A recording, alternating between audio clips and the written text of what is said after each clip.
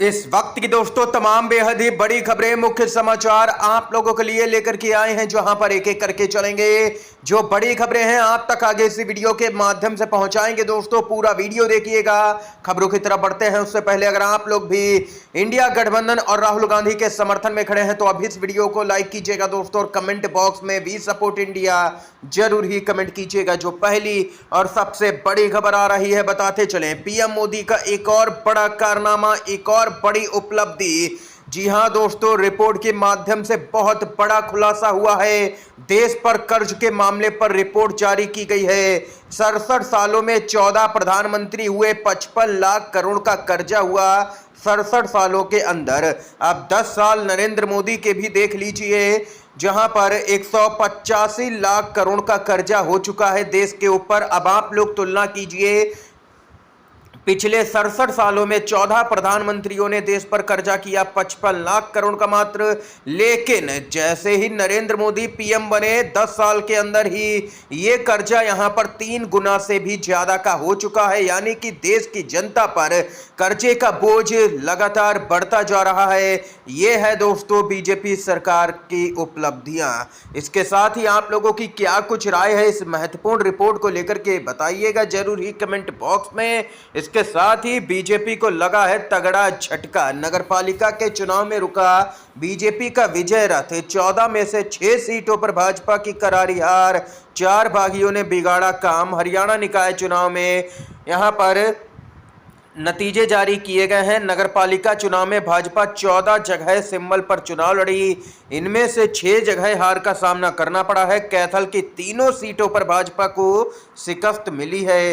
अंबाला की बराड़ा नगरपालिका, करनाल की इंद्री और फतेहाबाद की जाखल मंडी में भाजपा के प्रत्याशी चुनाव हार गए। वहीं 9 जगह भाजपा ने सिंबल पर चुनाव नहीं लड़ा था, यहां पर निर्दलीय ही जीते। लेकिन इसके साथ ही 9 नगर निगम में जो चुनाव के नतीजे आए हैं उसमें भाजपा ने दोबारा से जीत दर्ज की है। यहां पर कांग्रेस पार्टी को यहां पर एक भी सीट नहीं मिली है मेयर के पद के लिए।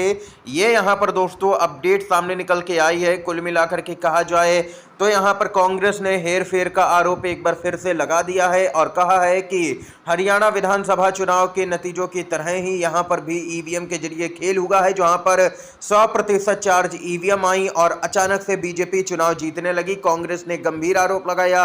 इसके साथ ही दोस्तों एक और बड़ी खबर की तरफ बढ़ते हैं। जी हां दोस्तों, खबर आ रही है पीएम मोदी के खास मित्र गौतम अडानी की चौतरफा मुश्किलें बढ़ चुकी हैं। अडानी को यूएस कोर्ट का समन जारी, केंद्र ने गुजरात की कोर्ट से भेजने को कहा। केंद्र सरकार के कानून और न्याय मंत्रालय ने गुजरात की एक अदालत से उद्योगपति गौतम अडानी की अमेरिकी प्रतिभूति और विनिमय आयोग के द्वारा दायर एक मुकदमे में समन तामील करने का अनुरोध किया है। यह कदम हेग संधि के तहत उठाया गया है। दोस्तों कुल मिलाकर के कहा जाए तो गौतम अडानी की मुश्किलें अब बढ़ती हुई नजर आ रही हैं।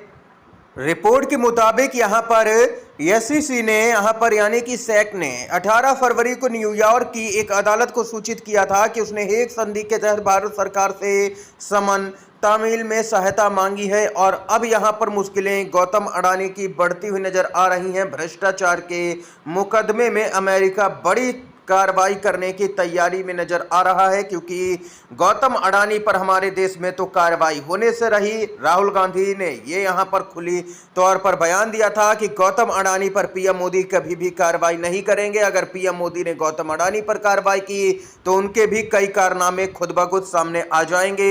ये यहां पर अपडेट है दोस्तों। जो अगली बड़ी खबर आ रही है बताते चले, कांग्रेस पार्टी ने अचानक से बड़ी मीटिंग को टाला है।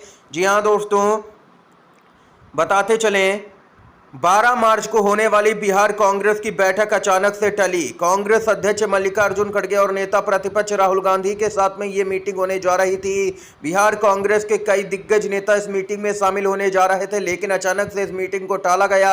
अब ये मीटिंग आने वाले समय में एक बार फिर से आयोजित की जाएगी आगे।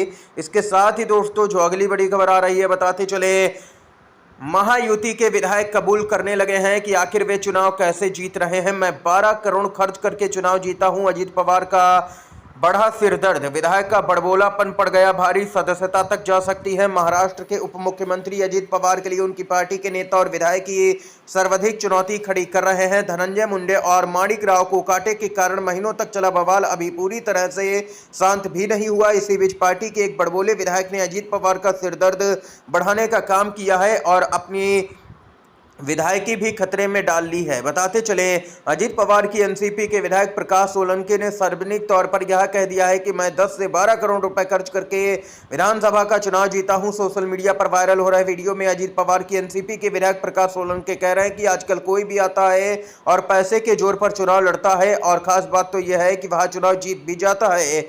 दोस्तों बताते चले, खुद की ही पोल खोल दी है यहां पर एनसीपी के विधायक ने और कहा है कि 10 से 12 करोड़ रुपए खर्च करके चुनाव जीता हूं मैं, और अब इस बयान के बाद में इनकी विधायकी खतरे में पड़ सकती है। इस बयान के बाद में विधायक सोलंकी की सदस्यता खतरे में पड़ती हुई नजर आ रही है, क्योंकि चुनाव आयोग ने विधानसभा के चुनाव में उम्मीदवार के लिए चुनावी खर्च की सीमा 40 लाख रुपए निर्धारित की है। लोकसभा के चुनाव में यह सीमा 75 लाख रुपए की है। 40 लाख रुपए की तुलना में कई गुना ज्यादा पैसा खर्च किया गया, यानी कि आचार संहिता का खुला उल्लंघन है। ऐसा में विधायक सोलंकी आचार संहिता के उल्लंघन के आरोपों की वजह से अपनी विधायकी गंवा सकते हैं, मुश्किलें बढ़ा ली हैं।